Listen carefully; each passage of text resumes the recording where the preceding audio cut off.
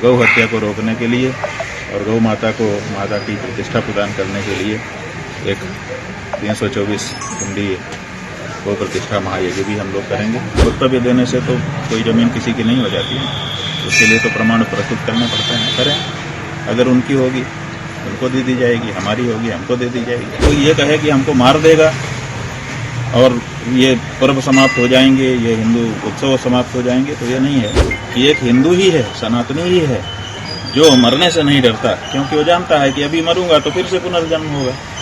डरे वो लोग जिनकी ये अंतिम जिंदगी है। हम प्रयाग आए हैं और यहाँ के जो क्षेत्र देवता हैं उनकी पूजा के दर्शन का आशीर्वाद दे रहे हैं।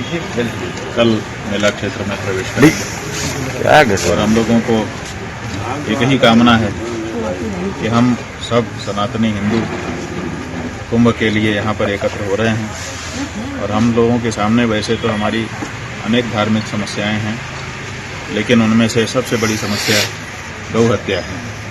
तो गौ हत्या को रोकने के लिए और गौ माता को माता की प्रतिष्ठा प्रदान करने के लिए एक 324 कुंडी गौ प्रतिष्ठा महायज्ञ भी हम लोग करेंगे और परम धर्म संसद के आयोजन के द्वारा हिंदू समाज को मार्गदर्शन करने के लिए भी उपाय करेंगे। महाराज जी, जो धर्म संसद हो रही है अभी 27 को भी एक है, तो उसमें राजनीतिक जो लोग अगर आते हैं तो वो किस तरह से सही होगा? और कोई बात नहीं, राजनीति वाले भी आए, बात धर्म की करें, लेकिन कौन किस क्षेत्र में कार्य कर रहा है ये एक अलग बात है, क्योंकि प्रत्येक व्यक्ति अपने अपने ढंग से अपनी आजीविका भी कमाता है और अपने अपने ढंग से समाज की सेवा के लिए समर्पित भी होता है।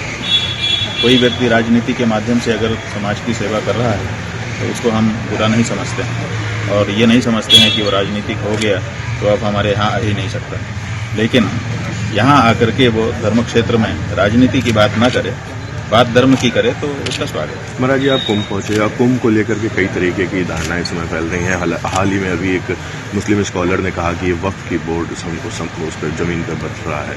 हाँ, वो तो हमने बता दिया कि वक्फ बोर्ड की अगर संपत्ति है तो इस बारे में उनको रेवेन्यू बोर्ड में जाना चाहिए, अपनी बात कहनी चाहिए। जिसकी ज़मीन होती है वो अपना न्यायालय में जा करके तो घोषणा करवा लेता है, डिक्लेरेशन का सूट दाखिल करना पड़ता है, अथवा दूसरी भी कार्यवाहियाँ वो करना चाहिए। वक्तव्य देने से तो कोई ज़मीन किसी की नहीं हो जाती है, उसके लिए तो प्रमाण प्रस्तुत करने पड़ते हैं। करें, अगर उनकी होगी उनको दे दी जाएगी, हमारी होगी हमको दे दी जाएगी। ये जो बात है न्याय की है और यही बात हम उन मस्जिदों के बारे में कह रहे हैं कि भाई हमारी है और हम न्यायालय में जाकर के प्रमाण दे रहे हैं। जैसे हम वो प्रमाण दे रहे हैं वैसे ही उनको भी अगर कोई दावा उनका है तो उसके लिए प्रमाण देना चाहिए। हाल ही में मोहन भागवत ने एक बयान दिया, उन्होंने कहा कि हर जगह मस्जिद ढूंढना ठीक नहीं है और हमें शांत बैठ जाना चाहिए। नहीं, किस जगह मस्जिद ढूंढें, किस जगह मस्जिद न ढूंढें, किस जगह मंदिर ढूंढें, किस जगह न ढूंढें, ये तो कोई बात नहीं है ना। जो चीज़ हमारी है हम तो खोजेंगे ना उसको। जब हमारी खो जाएगी, कोई उसको दबा लेगा, कोई छिपा देगा, तो हम खोजेंगे नहीं अपनी चीज़ को। आप हमारी चीज़ का जो हमारा दावा है उसको ही निरस्त कर देना चाहते हो, ये तो नहीं हो सकता ना। इसीलिए व्यापक रूप से इस बारे में प्रतिक्रिया हुई है, लोगों को ठीक नहीं लगा है, क्योंकि जो हमारी चीज़ है वो हमारी है और जब वो खो जाएगी हम उसको खोजेंगे। कुंभ को लेकर महाराज जी धमकी भी आ रही है, कहा गया कि हिंदुओं का ये आखिरी कुंभ होगा और स्नान के दिन वो कुछ ऐसा कर सकते हैं, उसको भी देखिए, पुराने ज़माने में इतिहास साक्षी है, लाखों की संख्या में हमको मार दिया गया, मीनारें बनाई गई लोगों के द्वारा कि हिंदू हो काट दिया जाएगा, हिंदू हो काट दिया जाएगा। ठीक है, हिंदू धर्म खत्म हो गया, कुंभ पर्व समाप्त हो गया। इसलिए कोई ये कहे कि हमको मार देगा और ये पर्व समाप्त हो जाएंगे, ये हिंदू उत्सव समाप्त हो जाएंगे, तो ये नहीं है। हम इस बारे में नहीं डरते हैं। सच बात ये है कि एक हिंदू ही है, सनातनी ही है, जो मरने से नहीं डरता, क्योंकि वो जानता है कि अभी मरूंगा तो फिर से पुनर्जन्म होगा। डरे वो लोग जिनकी ये अंतिम जिंदगी है, जो कहते हैं ये आखिरी जीवन है, इसके बाद कोई जीवन नहीं है, जो कुछ करना है कर लो, वो लोग डरें।